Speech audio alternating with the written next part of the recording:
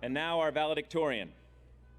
Of course, her transcript is unblemished, but beyond the grades, she has pursued 5 academic disciplines as far as one can pursue them at Harvard-Westlake.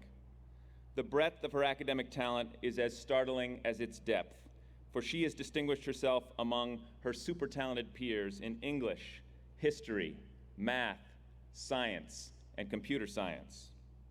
She is also a champion debater and a compelling advocate for reproductive rights, workplace equality, and women in leadership. She is one who might single-handedly alter the gender imbalance of Silicon Valley, or Washington, D.C., or both. I vote for both.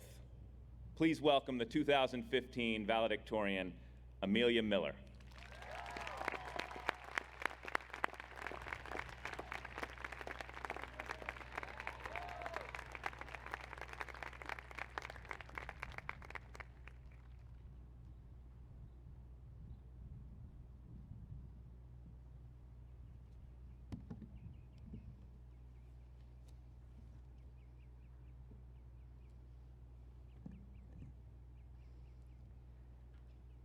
My parents didn't want me to come to Harvard-Westlake.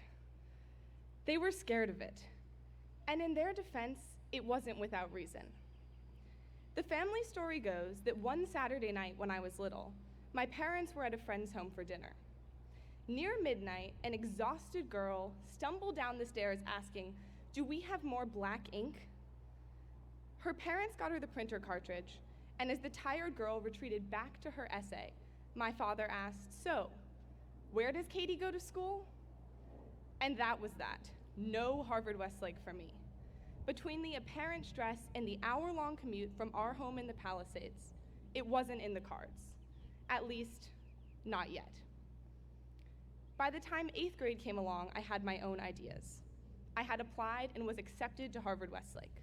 And so, on March 21st, 2011, at 1:06 p.m., my parents and I sat at the corner table of Maria's Italian kitchen. Brentwood School, where I had gone since kindergarten, had given us a 1-hour extension before we had to put down a deposit for my 9th grade year. Like all hard decisions, it came down to the wire, which is how I know it was exactly 1:06 p.m. when we came to Maria's. My mom announced it frantically. 24 minutes left. Mom handed me a blue pen and a yellow pad, and I placed them down on the black and white checkered tablecloth to write. What I was about to do was a kind of parental insurance. They still had their fears about Harvard-Westlake, and forcing me to justify my decision in ink would serve as a reminder that I chose to switch schools on my own, and for good reasons. They planned to show me this paper during the stress-induced meltdowns that would surely come once I started at Harvard-Westlake. But thankfully, they've never had to pull out the paper. Regardless, at the time I took it seriously. A debater then, like I am now, I framed it in the style I knew best. Resolved, I scribbled. I should switch from Brentwood School to Harvard-Westlake for my 9th grade year and on. You all know where I came down on that motion, but now, 4 years later, parents, siblings, grandparents, aunts, uncles, friends, coaches, teachers, administrators, and most importantly, the class of 2015. I'd suggest there is a more consequential question before us today. It's a question that's important to ponder as we toast this milestone and look to the future. Resolved. Harvard-Westlake has prepared us to live a successful life. And like any good debater must, I'll argue both sides. Let's start with the affirmative. The first and most obvious legacy that Harvard-Westlake leaves us with is the ability to do hard work very well. I actually added it up. Over our 4 high school years at Harvard-Westlake, we've memorized close to 300 formulas, taken almost 500 tests and quizzes, read more than 12,000 pages, and written nearly 75,000 words for papers. If you're someone who believes that 10,000 hours of practice makes you an expert, then we're all well over halfway to being experts in hard work. What we all have accomplished in our time at Harvard-Westlake is a pretty extraordinary feat, but it's also the habits and discipline we learned here that leave us poised for successes in our future. But beyond just the sheer capacity to do work, Harvard-Westlake has taught us to embrace the challenge instead of resenting it. Last year, Mr. Reiner, my junior year physics teacher, wrote a guest column in the Chronicle entitled "In Defense of Rigor." In it, he argues that it would be difficult to, quote, find a single adult who would say, "Yeah, I had to work really hard in high school. I sure wish I hadn't been challenged so much." But surely, he went on, you will find hundreds, yes, thousands of Harvard-Westlake graduates who will express gratitude for the knowledge, skills, discipline, and confidence that they were required to develop by being deeply challenged while they were here. Mr. Reiner's right, but I don't think we have to wait until adulthood to be grateful for being pushed to meet the highest standards. At Harvard-Westlake, for the first time, my favorite class was no longer synonymous with my easiest one. Take pre-calculus with Ms. Campbell, for example, which was probably the hardest class I and many of my classmates have taken at Harvard-Westlake. To get a sense of what we went through, we were happy on days when we had just one pop quiz, not 2 or 3. But if I had to guess, I'd bet that this class was almost all of our favorites. We thought of ourselves as soldiers. We spent so much time in the trenches that we went partially insane, but we also became so close in the process, and we're all that much prouder when we finished alive.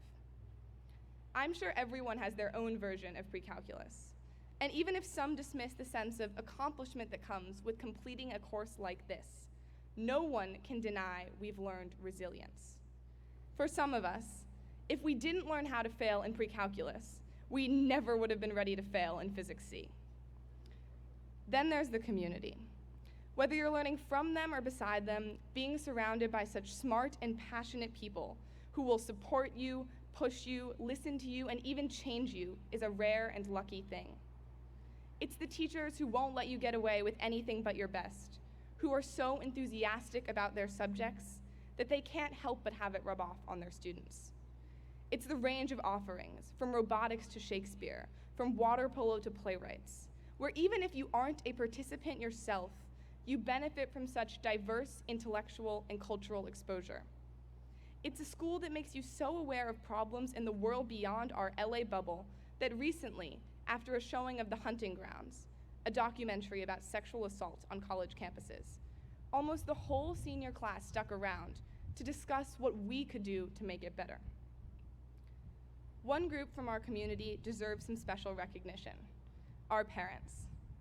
It's the little things they do, like getting up early to make us breakfast before a big test, or celebrating with us after we've aced one, that make the bad nights more tolerable and the good ones more fun. It's also the not-so-little things. Without their sacrifice and hard work, we wouldn't be here. We also wouldn't have the same memories to look back on from events like homecoming and the mother-daughter lunch, or to look forward to, like grad night tonight. In my house, my parents would work late into the night because they felt guilty knocking off before I did. So at least in this one small way, we went through the experience together. For this and all the other things you all have done, thank you.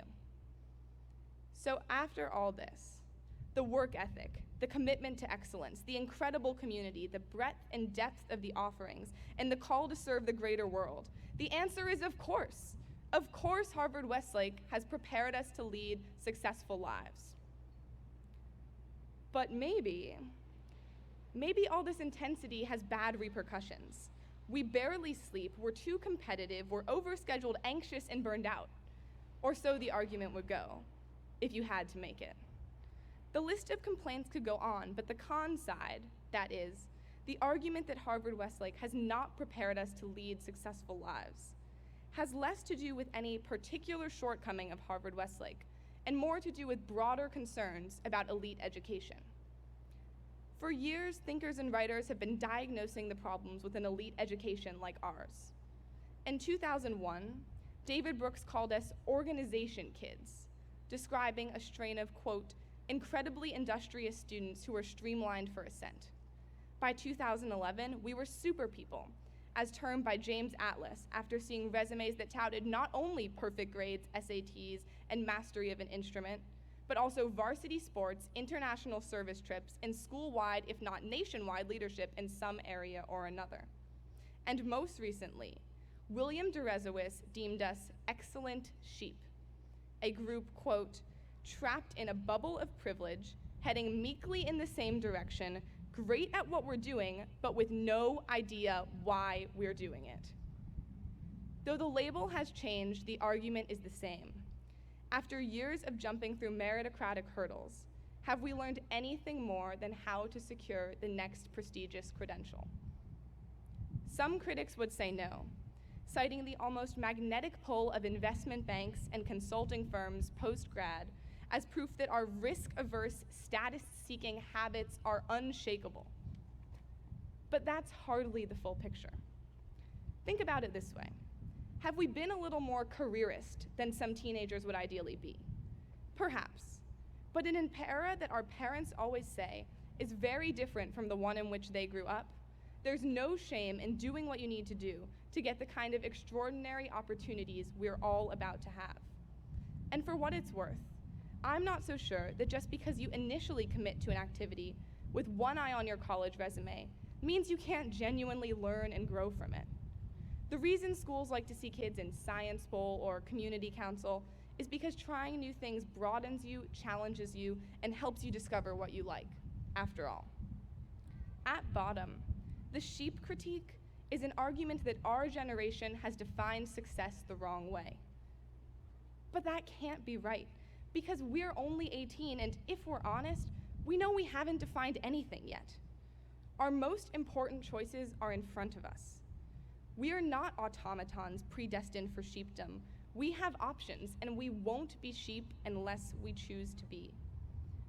The critics would have you believe that a school like Harvard-Westlake has narrowed our vision, but the truth is the exact opposite. What Harvard-Westlake did for us that is so special is maximize our choices. We won't shy away from tough jobs because we fear we can't keep up. We won't let opportunities pass because we've learned to go after what we want. We won't blindly follow the herd because we've learned to think critically and independently. And we'll harness these qualities to make a difference in the world because Harvard-Westlake taught us that this is our obligation. So for all the questions some people raise about our direction, the answer to whether Harvard-Westlake has prepared the class of 2015 for successful lives is clear. It has. For parents and administrators who've been in suspense as to where I'd come down on this, I hope this comes as a relief. For this amazing start in life, we can only be grateful. Right now, as we celebrate, there are almost 150 million 18-year-olds in the world, but only 283 get to graduate from Harvard-Westlake today. We are about to enter a world where virtually everyone we ever meet will not have had the benefit of a Harvard-Westlake education. The more this sinks in, the more we should feel deep, deep gratitude to our teachers, our administrators, our deans, our classmates, our friends, our parents, our school, and our community. It is beyond debating that you have given us opportunities that are literally less than 1 in a million. Because there are 150 million 18-year-olds, and only we get to graduate from Harvard-Westlake today. I think the only thing left to say is thank you.